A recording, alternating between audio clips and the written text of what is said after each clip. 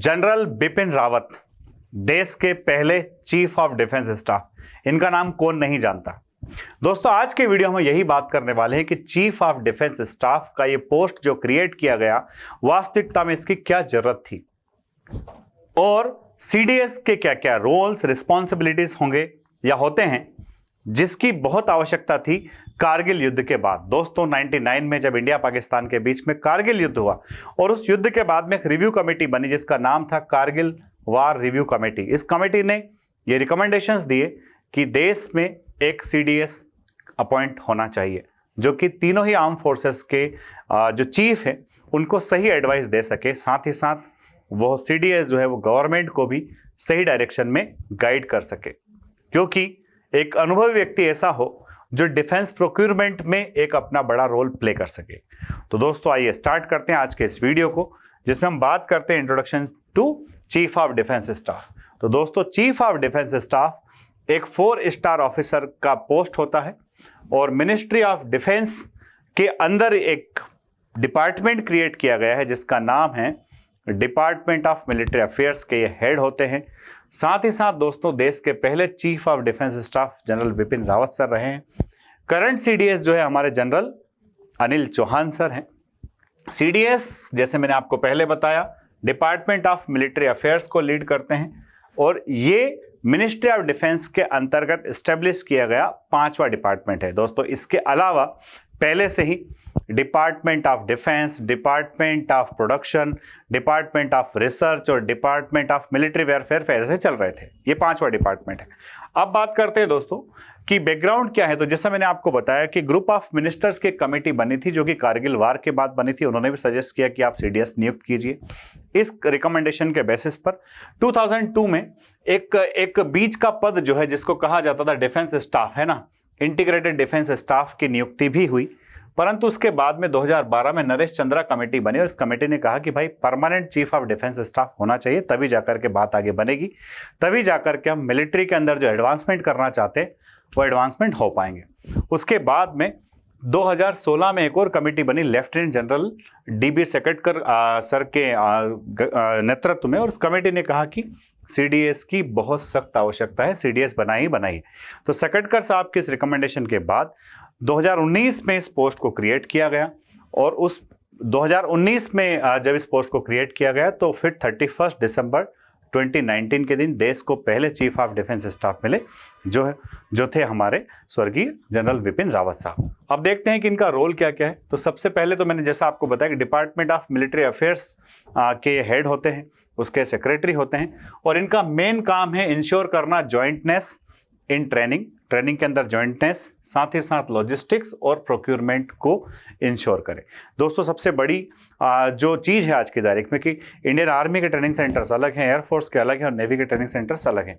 तो क्या in training centres को एक साथ ऑपरेट किया जा सकता है ताकि उससे बहुत बड़ी कॉस्ट बची जा सकती है और हर एक व्यक्ति को अलग अलग डायरेक्शन के लिए उस तरह से ट्रेंड किया जा सकता है। साथ ही लॉजिस्टिक, यानी कि आप सोचिए कि अंडमान निकोबार से अगर सियाचिन तक मूव करना है तो लॉजिस्टिक्स कॉस्ट काफ़ी ज़्यादा होता है, तो उसको बचाया जा सकता है।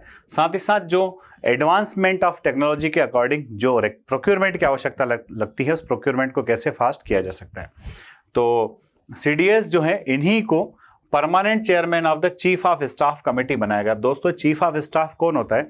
आर्मी, नेवी और एयरफोर्स में पहले ऐसा होता था, आर्मी, नेवी और एयरफोर्स के जो हमारे चीफ ऑफ स्टाफ होते थे उनमें से जो सबसे सीनियर ऑफिसर होते थे उन्हीं को चीफ ऑफ स्टाफ कमेटी बना दिया जाता था। तो अब चूंकि अनस्टेबल था, रोटेशन होता रहता था, कभी सीनियर व्यक्ति रिटायर हो जाते थे, दूसरे व्यक्ति सीनियर उसके हेड बन जाते थे, तो ऐसे में डिसीजन लेना बड़ा मुश्किल होता था। और कई बार ऐसा होता था कि एयरफोर्स के स्टाफ है तो हो सकता है वो एयरफोर्स की जो ज़रूरत है उनके बारे में थोड़ा ज़्यादा सोचे। तो ऐसा सब जो है अब उसको और एडवांस कर दिया गया, इम्प्रूव कर दिया गया और उस चीफ ऑफ स्टाफ कमेटी का जो हेड है वो भी किसको बना दिया गया? सीडीएस को बना दिया गया। तो अब जो है सीडीएस से सारे डिसीजंस लेंगे। Chief of defence staff military adviser हैं न्यूक्लियर कमांड अथॉरिटी के, है ना, और इसके मुखिया होते हैं हमारे प्राइम मिनिस्टर। तो military adviser to the nuclear command authority भी कौन है? सीडीएस है।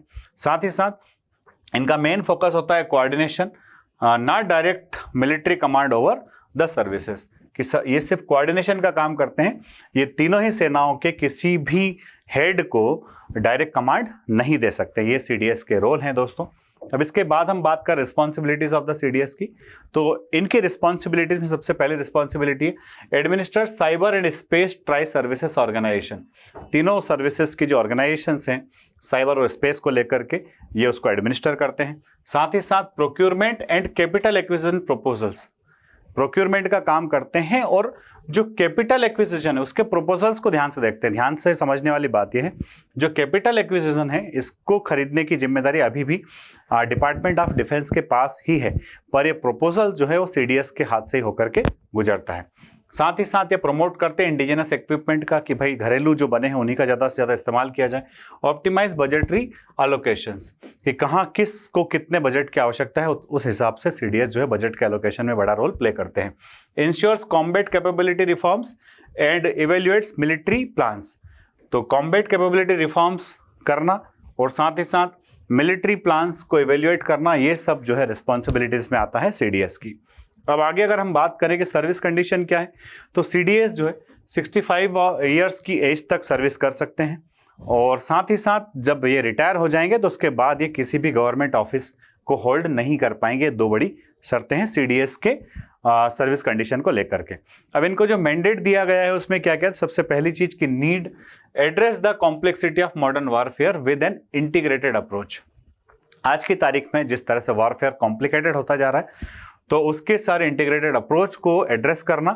साथ ही साथ सेकंड है दोस्तों जॉइंटनेस, की promote cooperation among the service through joint operations and planning. तो फौज में कितनी जॉइंटनेस आ सकती है, कि किस तरह से ये ट्रेनिंग के दौरान आपस में एक दूसरे के साथ मिलकर के रिसोर्सेस का इस्तेमाल करके एक जॉइंटनेस इसके अंदर आ सकती है। और थर्ड पॉइंट है दोस्तों इंटीग्रेशन, कि improve coordination and reduce duplication of efforts, कि जब हम युद्ध में जाएं और परफॉर्म करें तो वहां इंटीग्रिटी दिखे, चीज़ों की डुप्लिसिटी वहां पर नहीं दिखना चाहिए। एंड लास्ट इज एक्सपर्टाइज, कि सीडीएस जो है एक बहुत ही एक्सपीरियंस्ड ऑफिसर होते हैं, तो उनके एक्सपीरियंस का लाभ लेना, उनकी एक्सपीरियंस की एक्सपर्टीज का लाभ लेकर के गवर्नमेंट जो है अपने पास में एक बहुत सख्त एडवाइजर के रूप में इनको नियुक्त करता है। अब देखें दोस्तों कि चैलेंजेस फेस बाय सीडीएस, तो सबसे बड़ा चैलेंज इनके सामने जो है वो बजटरी डायकोटोमी है, कि कई सारी चीज़ें ऐसी है कि कुछ फाइल्स इनके हाथ आएगी तो, बट इनके हाथ से साइन होने के बाद, इनके एग्रीमेंट के बाद वो फाइल्स डिपार्टमेंट ऑफ डिफेंस में भी जाएगी। दोस्तों यहाँ पर दो चीज़ें क्लियर कर लेना, एक तो डिपार्टमेंट ऑफ मिलिट्री अफेयर्स और department of defence. Department of military affairs के हेड होते हैं सीडीएस और डिपार्टमेंट ऑफ डिफेंस के हेड होते हैं जो डिफेंस जो मिनिस्ट्री ऑफ डिफेंस के सेक्रेटरी होते हैं वो। तो कई सारी चीज़ें ऐसी हैं जो अभी भी डुप्लीकेसी में होना है, तो एक बड़ा प्रॉब्लम यहाँ होता है। साथ ही रोल ऑफ टेक्नोलॉजी के adopting to new technology in warfare, balancing manpower needs and force planning, किस तरह से नई टेक्नोलॉजी का इस्तेमाल करते हैं, किस तरह से फोर्स को बैलेंस करते हैं। और स्ट्रेटेजिक बैलेंसिंग भी इनके सामने एक बड़ा चैलेंज है। साथ ही साथ एक बड़ा चैलेंज है थिएटर कमांड्स को ऑपरेलाइज करना।